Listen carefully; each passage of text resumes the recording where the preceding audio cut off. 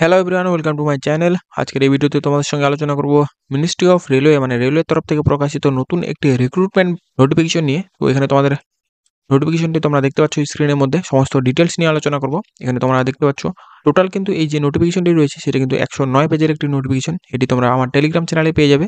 তো যারা যারা এখনো চ্যানেলটি সাবস্ক্রাইব করো নাই তারা কিন্তু অবশ্যই চ্যানেলটিকে সাবস্ক্রাইব করে নাও এরকমই নতুন নতুন জব আপডেটগুলো পাওয়ার জন্য। তো বেসিক্যালি এখানে তোমাদের সমস্ত ডিটেলস নিয়ে আলোচনা করব। তো এখানে তোমাদের কিন্তু ভেরিয়াস টাইপ অফ পোস্টে রিক্রুট করা হচ্ছে, এখানে তোমরা দেখতেই পাচ্ছ।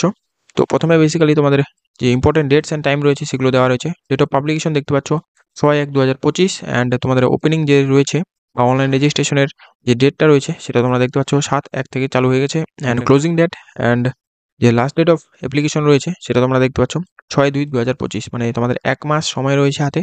তোমরা যারা যারা এলিজিবল রয়েছে তারা কিন্তু সবাই অ্যাপ্লাই করে রাখবে, কারণ এখানে বিভিন্ন কোয়ালিফিকেশনে কিন্তু তোমাদের এলিজিবিলিটি রয়েছে। আর এরপরে তোমাদের যে date for application fee payment after closing date তোমরা দেখতে পাচ্ছ 7/2/2025 থেকে তোমাদের 8/2/2025, মানে তোমাদের হাতে 2 দিন সময় থাকবে। আর এরপর তোমাদের যে মডিফিকেশন টাইম পিরিয়ড রয়েছে সেটা তোমরা দেখতে পাচ্ছ। এখানে বেসিক্যালি তোমাদের যে সমস্ত মডিফিকেশন রয়েছে সেটা তোমরা করতে পারবে। এখানে 9/2 থেকে তোমাদের 18/2/2025 পর্যন্ত সময় পেয়ে যাবে। এরপরে ইম্পর্টেন্ট যে ইনস্ট্রাকশনগুলো রয়েছে রেজিস্ট্রেশন আর সাবমিশন নিয়ে সমস্ত ডিটেলসগুলো বলা রয়েছে। তোমরা চাইলে কিন্তু অবশ্যই নোটিফিকেশনটি ডাউনলোড করে নিয়ে সমস্ত নোটিফিকেশনটি দেখতে পারো। আর বাকি এইসব নিয়ে আমি আলোচনা করব না। এরপরে তোমাদের যে ইনস্ট্রাকশন রয়েছে এক্সাম প্রসেস নিয়ে সেটা তোমরা দেখতে পাচ্ছ।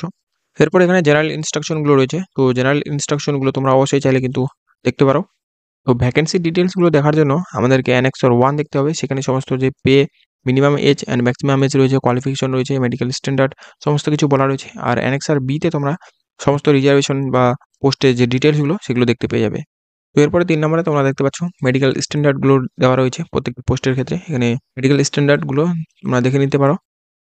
তো এজটা তোমরা দেখতে পাচ্ছ 1/1/2025 অনুযায়ী কিন্তু তোমাদের সমস্ত ভ্যাকেন্সির যে এজ লিমিটটা সেটা সেট করা হয়েছে। তো এডুকেশনাল কোয়ালিফিকেশনের কিছু ডিটেলস এখানে বলা রয়েছে। তো বেসিক্যালি সমস্ত ডিটেলস অ্যানেক্সার এতে রয়েছে। আর এখানে মেনলি তোমাদের বলা রয়েছে যে লাস্ট যে অনলাইন সাবমিশন রয়েছে সেই ডেটের পরে যদি তোমাদের ফাইনাল রেজাল্ট ডিক্লারেশন থাকে তাহলে কিন্তু তোমরা অ্যাপ্লাইটি করতে পারবে না, এখানে বলা রয়েছে। আর যদি তার আগে মানে পরীক্ষা দিয়ে রাখছো কিন্তু তার আগে তোমাদের ডিক্লারেশনটা হয়ে যাচ্ছে, মানে রেজাল্টটা তোমরা পেয়ে যাবে, তবেই তারা কিন্তু অ্যাপ্লাইটি করতে পারবে। আর এরপরে এক্সামিনেশন ফি রয়েছে। তো এক্সামিনেশন ফি সমস্ত ক্যাটাগরি রয়েছে যেগুলো নিচে মেনশন করা রয়েছে সেগুলো বাদে এখানে তোমরা দেখতে পাচ্ছ 500 তোমাদের অ্যাপ্লিকেশন ফি হিসেবে চার্জ করা হচ্ছে। আর 400 টাকা কিন্তু তোমাদের রিফান্ড করে দেওয়া হবে স্টেজ 1 মানে স্টেজ 1 এর যে সিবিটি টেস্ট সেটা অ্যাপিয়ার মানে কোয়ালিফাই করার পর। আর বাকি এখানে PW, women, transgender ex serviceman যে রয়েছে তাদের ক্ষেত্রে কিন্তু এখানে 250 টাকা ফি পেমেন্ট করতে হচ্ছে। এখানে তোমরা দেখতে পাচ্ছ SC ST minority community and economically background class যাদের রয়েছে তাদের ক্ষেত্রেও এখানে সমস্ত যে ফিটা রয়েছে সেটা রিফান্ড করে দেওয়া হবে, মানে 250 টাকা ফি পেমেন্ট করতে হবে তোমাদের অনলাইন অ্যাপ্লিকেশন হিসেবে অ্যান্ড সেটা কিন্তু স্টেজ 1 কোয়ালিফাই করার সম্পূর্ণটা ফেরত দেওয়া হবে। এরপরে এখানে রিক্রুটমেন্ট প্রসেস রয়েছে। তো রিক্রুটমেন্ট প্রসেসে যে ডিটেলসগুলো দেওয়া রয়েছে এখানে তোমাদের বলা রয়েছে যে একজন অ্যাপ্লিকেন্ট যদি একটির বেশি অ্যাপ্লাই করে থাকে তাহলে কিন্তু সেগুলো রিজেক্ট করে দেওয়া হবে। আর তোমাদের কিন্তু অনলাইন রেজিস্ট্রেশন করার আগে অ্যাকাউন্ট ক্রিয়েট করতে হবে, এগুলোই বলা রয়েছে কিছু কথা। আর এখানে তোমাদের যে রিক্রুটমেন্ট প্রসেসটা রয়েছে সেটা কিন্তু অবশ্যই তোমাদের যে সিঙ্গেল স্টেজ মানে স্টেজ 1 সিবিটি টেস্ট রয়েছে, তারপর যে পারফরমেন্স টেস্ট বা টিচিং স্কিল যেগুলো রয়েছে সেগুলো, অ্যান্ড তোমাদের যে ট্রান্সলেশন টেস্ট রয়েছে যার ক্ষেত্রে অ্যাপ্লিকেবল রয়েছে তাদের ক্ষেত্রে, অ্যান্ড তারপর ডকুমেন্ট ভেরিফিকেশন বা মেডিকেল এক্সাম রয়েছে। তো এইভাবে তোমাদের কিন্তু সমস্ত প্রসেসটা হতে থাকবে। তো এখানে তোমাদের একটা জিনিস বলা রয়েছে যে ফার্স্ট স্টেজ যে সিবিটি টেস্ট রয়েছে তার ক্ষেত্রে 90 মিনিট তোমাদের হাতে থাকবে অ্যান্ড তোমাদের কিন্তু 100টি কোয়েশ্চেন থাকতেছে। আর বাকি পিডব্লিউ ক্যান্ডিডেটের ক্ষেত্রে এখানে 120 মিনিট পেয়ে থাকবে। পেপার 1 যেটা রয়েছে সেটা কিন্তু তোমাদের অবশ্যই অবজেক্টিভ টাইপ হয়ে থাকবে, মাল্টিপল চয়েস কোয়েশ্চেন। এরপর এখানে তোমরা দেখতে পাচ্ছ সেকশন ওয়াইজ মার্কসগুলো যেগুলো রয়েছে তোমরা দেখতেই পাচ্ছ নিচে। এখানে সমস্ত পোস্টের ক্ষেত্রে কিন্তু বলা রয়েছে এক্সকেপ্ট জুনিয়র ট্রান্সলেটর যে রয়েছে সেটা ছাড়া। তো এখানে তোমাদের সাবজেক্টগুলো দেখতে পাচ্ছ professional ability, general awareness, general intelligence, reasoning, mathematics and general science সমস্ত যে বিষয়গুলো রয়েছে তার ক্ষেত্রে কোয়েশ্চেন মার্কস অ্যান্ড আমাদের যে অ্যালোটেড মার্কস রয়েছে সেটাও দেখতে পাচ্ছ। 100টি কোয়েশ্চেন 100 মার্কস রয়েছে, টোটাল 90 মিনিট তোমরা সময় পেয়ে থাকবে। আর তোমাদের প্রথমে বলে দিলাম যে নেগেটিভ মার্কিং এখানে কিন্তু থাকতেছে। তোমরা দেখতে পাচ্ছ 1/3 কিন্তু নেগেটিভ মার্কিং রয়েছে প্রত্যেকটি রং অ্যান্সারের ক্ষেত্রে। বাকি এখানে সিলেবাসগুলো তোমরা চাইলে দেখে নিতে পারো, এগুলো আমি আর কিছু বলবো না। তো এখানে তোমাদের যে ট্রান্সলেশন টেস্ট রয়েছে সেটা তোমরা দেখতে পাচ্ছ। তো ট্রান্সলেশন টেস্টের যে সিস্টেমটা রয়েছে সেটা তোমরা দেখতে পাচ্ছ মেইন এক্সামের মধ্যে সেটা পড়বে না। এখানে তোমাদের মেইন এক্সাম মানে সিবিটি 1 যে টেস্ট রয়েছে তার কোয়ালিফাই স্টুডেন্ট যেগুলো হবে তাদের মধ্যে থেকে তোমাদের যে নাম্বার অফ ভ্যাকেন্সিস রয়েছে তার 10 গুণ স্টুডেন্টকে এখানে কল করা হবে এই ট্রান্সলেশন টেস্টের জন্য, এবং তারপরে কিন্তু তোমাদের যে ট্রান্সলেশন কোয়ালিফাইং টেস্ট রয়েছে সেটা করা হবে, এবং তোমাদের যে কোয়ালিফাইং মার্কস রয়েছে সেটা তোমরা দেখতে পাচ্ছ 60% রয়েছে।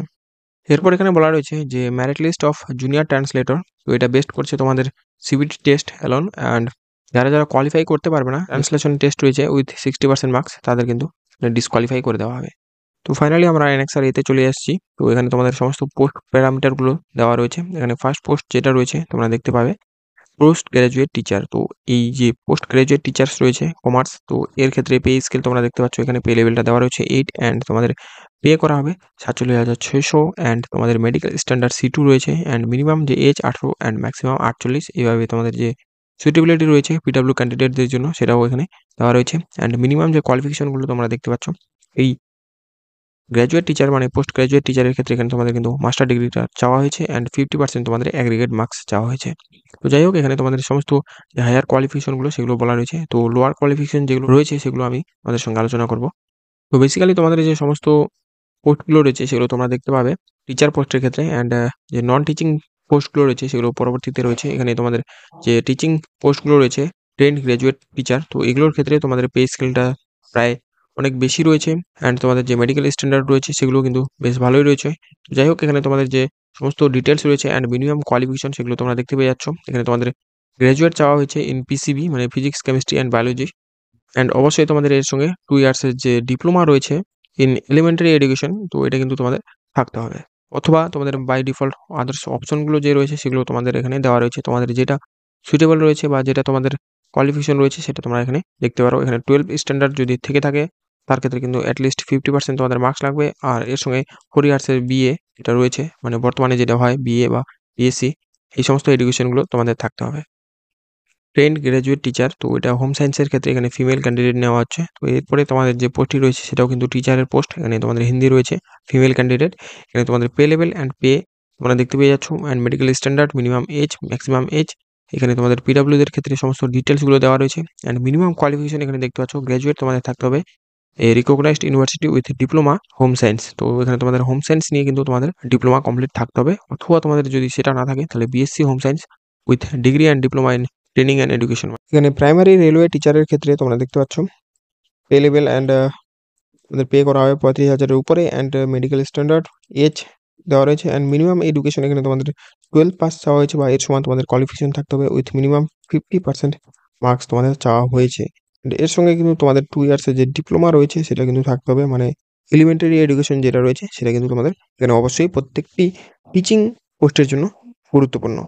তো যাদের যাদের ডিএলএড রয়েছে তারা কিন্তু এখানে অবশ্যই অ্যাপ্লাইটি করতে পারবে। এখানে অনেকেই 12 পাসের পর ডিএলএডটা করে থাকে, তো তাদের সকলকে বলবো যারা যারা 12 পাসের পর ডিএলএডটা করছো বা গ্র্যাজুয়েশন করার পর ডিএলএড করা হয়েছে, তো তাদের সবাই কিন্তু এখানে এলিজিবল রয়েছে। তোমরা দেখতে পাচ্ছ 2 ইয়ার্সের ডিপ্লোমা ইন এলিমেন্টারি এডুকেশন। তো তোমাদের এছাড়াও তোমাদের বাকি যে কোয়ালিফিকেশনগুলো সেগুলো বলা রয়েছে, এখানে তোমাদের যেটা সুইটেবল রয়েছে সেটা তোমরা দেখতে পারো। এখানে তোমরা ভেরিয়াস টাইপ অফ পোস্টগুলো দেখতে পেয়ে যাবে। এখানে তোমাদের লাইব্রেরি অ্যাসিস্ট্যান্ট বা ল্যাবরেটরি অ্যাসিস্ট্যান্ট তোমরা দেখতে পাচ্ছ, ল্যাব অ্যাসিস্ট্যান্ট গ্রেড 3 রয়েছে। তো প্রত্যেকটির ক্ষেত্রে এখানে পে স্কেলগুলো তোমরা দেখতে পাচ্ছ বেশ ভালোই রয়েছে, অ্যান্ড মিনিমাম অ্যান্ড ম্যাক্সিমাম এজগুলো দেওয়া রয়েছে, অ্যান্ড এখানে শুধুমাত্র তোমাদের 12 পাসে কিন্তু তোমরা এলিজিবল উইথ সায়েন্স সাবজেক্ট লাগবে, অ্যান্ড 1 ইয়ার্সের তোমাদের কিন্তু এক্সপিরিয়েন্স থাকতে হবে ইন প্যাথোলজি অ্যান্ড বায়োকেমিক্যাল যে ল্যাবরেটরি রয়েছে সেগুলোতে। আর তোমাদের যে ল্যাব অ্যাসিস্ট্যান্ট রয়েছে গ্রেড 3, এর ক্ষেত্রে তোমাদের শুধুমাত্র 12 পাস রয়েছে উইথ সায়েন্স মানে ফিজিক্স কেমিস্ট্রি তোমাদের থাকতে হবে অ্যাজ এ সাবজেক্ট, এটাই শুধু চাওয়া হয়েছে। তো এটাই কিন্তু সর্বনিম্ন কোয়ালিফিকেশন, এর থেকে নিচেও এখানে কোনো কোয়ালিফিকেশন নেই। তো এরপরে অ্যানেক্সার বি দেখা যাচ্ছে। তো অ্যানেক্সার বিতে তোমাদের সমস্ত পোস্টের যে ভ্যাকেন্সি ডিটেলস সেগুলো বলা রয়েছে। তো বেসিক্যালি এখানে প্রত্যেকটি আরআরবি ওয়াইজ ভ্যাকেন্সিগুলো দেওয়া রয়েছে, মানে এখানে দেখতে পেয়ে যাবে। ওয়েস্ট বেঙ্গলের ক্ষেত্রে এখানে বেশ কয়েকটি মনে হয় আরআরবি বোর্ড রয়েছে, মানে রেলওয়ে রিক্রুটমেন্ট বোর্ড রয়েছে, সেগুলো তোমরা অবশ্যই দেখতে পারো।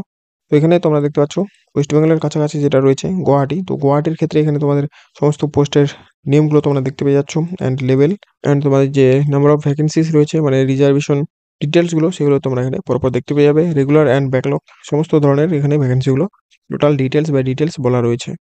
এখানে আরআরবি কলকাতার ক্ষেত্রেও সমস্ত ডিটেলস অ্যান্ড পোস্ট নেম তোমরা দেখতে পেয়ে যাবে। এগুলো তোমরা কিন্তু অবশ্যই নোটিফিকেশনটি ডাউনলোড করে নিয়ে দেখতে পারো। প্রত্যেকটি আরআরবি ওয়াইজ কিন্তু এখানে ভ্যাকেন্সিগুলো দেওয়া রয়েছে। এখানে আরআরবি মালদার যে ডিটেলসগুলো মানে ভ্যাকেন্সি ডিটেলসগুলো সেগুলো এখানে দেওয়া রয়েছে। তো যাই হোক, তোমরা কিন্তু অবশ্যই যে নোটিফিকেশন ডিটেলসগুলো রয়েছে সেগুলো দেখতে পারো। এখানে আর তেমন কিছু নেই, এই হচ্ছে সমস্ত ডিটেলস। বাকি নোটিফিকেশনটি তোমরা আমার টেলিগ্রাম চ্যানেল থেকে ডাউনলোড করে নিতে পারো, অথবা তোমরা আরআরবির যে অফিসিয়াল ওয়েবসাইট রয়েছে সেখানে গিয়েও ডাউনলোড করে নিতে পারো। তো যাই হোক, এই হচ্ছে সমস্ত ডিটেলস। বাকি তোমরা যদি চ্যানেলে নতুন হয়ে থাকো তো চ্যানেলটিকে সাবস্ক্রাইব করে রাখো এরকমই নতুন নতুন জব আপডেটগুলো পাওয়ার জন্য। আর এরপরে দেখা হচ্ছে পরবর্তী নেক্সট নতুন জব আপডেটের সাথে।